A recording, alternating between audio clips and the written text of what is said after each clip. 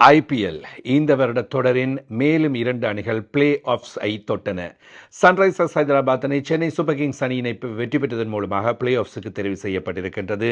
சன்ரைசர்ஸின் வெற்றி மூலமாக இப்பொழுது குஜராத் டைட்டன்ஸும் நேரடியாக தெரிவு செய்யப்பட்டு விட்டார்கள். 3 அணிகள் Royal Challengers Bangalore, Gujarat Titans, Sunrisers Hyderabad ஆகிய 3 அணிகளும் இப்பொழுது பிளே ஆஃப்ஸுக்கு தெரிவாகிவிட்டன. மற்றைய ஒரு இடத்திற்கான போட்டியில் ஏனைய அணிகள் அனைத்துமே மோதப்போகின்றன என்பது குறிப்பிடத்தக்கது. குறிப்பாக Mumbai Indians, Lucknow Super Giants இரண்டுமே வெளியேற்றப்பட்டிருக்கின்றன. 3 அணிகள் தெரிவாகிவிட்டன. 2 அணிகள் இன்னும் தெரிவு செய்யப்படவே வாய்ப்பு இல்லை என்கின்ற அடிப்படையில் ஏனைய 5 அணிகள் ஒரு இடத்திற்காக போட்டி போடப் போகின்றன.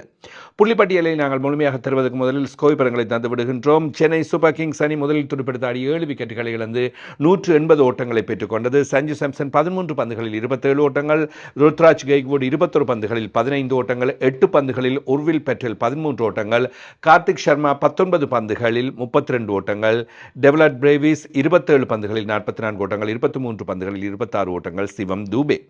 பந்துவீச்சில் சிறப்பான முறையில் பந்து வீசியிருந்தவர் பேட் கமின்ஸ் 4 ஓவர் 28 ஓட்டங்கள் 3 விக்கெட்டுகள், ஷகிப் ஹுசைன் 4 ஓவர் 34 ஓட்டங்கள் 2 விக்கெட்டுகள், எஷான் மாலிங்க 4 ஓவர் 26 ஓட்டங்கள் 1 விக்கெட், பிரஃபுல் ஹிங்கே 3 ஓவர் 37 ஓட்டங்கள் 1 விக்கெட்.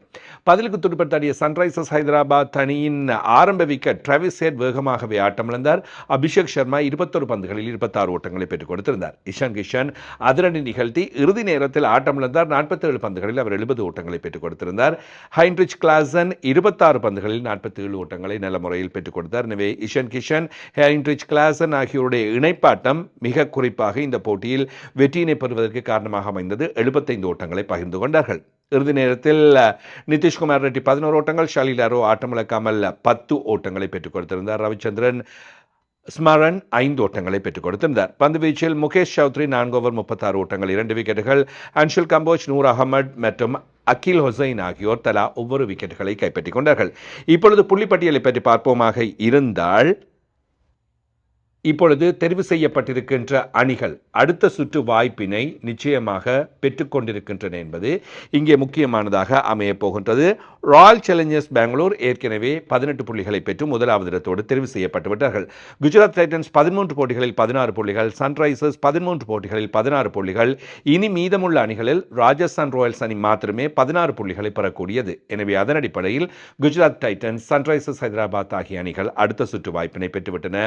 சிஎஸ்கேக்கு இருக்கின்ற ஒரே ஒரு வாய்ப்பு, அடுத்த போட்டியில் அவர்கள் குஜராத் டைட்டன்ஸ் அணியை வெற்றி பெற வேண்டும், 14 புள்ளிகள் கிடைக்கும். பஞ்சாப் தோற்க வேண்டும், ராஜஸ்தான் ராயல்ஸ் அணி 2 போட்டிகளிலும் தோல்வியினை சந்திக்க வேண்டும், டெல்லி கேபிட்டல்ஸும் தோல்வியினை சந்திக்க வேண்டும், கேகேஆரும் மீதமாக இருக்கின்ற 2 போட்டிகளிலும் தோல்வியினை சந்திக்க வேண்டும். இதுதான் சென்னை சூப்பர் கிங்ஸ் அணிக்காக காத்திருக்கின்ற ஒரே ஒரு வாய்ப்பு. உண்மையில் அபூர்வமான கஷ்டமான வாய்ப்பாக இருக்கும் என்று எதிர்பார்க்கப்படுகின்றது. இவ்வாறான நிலைமையில் ராஜஸ்தான் ராயல்ஸ் மற்றும் லக்னோ சூப்பர் ஜெயின்ஸ் அணிகளுக்கு இடையிலான போட்டி நடைபெறப் போகின்ற போட்டி. இந்த போட்டியில் ஒருவேளை ராஜஸ்தான் ராயல்ஸ் அணி தோல்வியினை சந்திக்குமாக இருந்தால், அப்பாடா என்று சென்னை சூப்பர் கிங்ஸ் அணி ஏதோ ஒரு வாய்ப்பை தக்க வைத்துக் கொள்ளக்கூடியதாக இருக்கும். ராஜஸ்தான் ராயல்ஸ் 14 புள்ளிகளை தொட்டுவிட்டால் சென்னை சூப்பர் கிங்ஸ் அணியின் நிலைமை கொஞ்சம் பிரச்சனையாக இருக்கும். அதன் பின்னர் ஓட்ட நிகர சராசரி வேகம், ஏனைய அணிகளின் நிலவரம் என்று முக்கியமான விஷயங்கள் வரும். கொல்கத்தா நைட் ரைடர்ஸ் அணியின் போட்டி இருக்கின்றது. எனவே இவற்றை பார்க்கின்ற வேளையில் சென்னைக்கு பிரச்சனை தான். வியாழக்கிழமை சென்னை அணி தங்களுடைய கடைசி போட்டியில் மோதப் போகின்றது.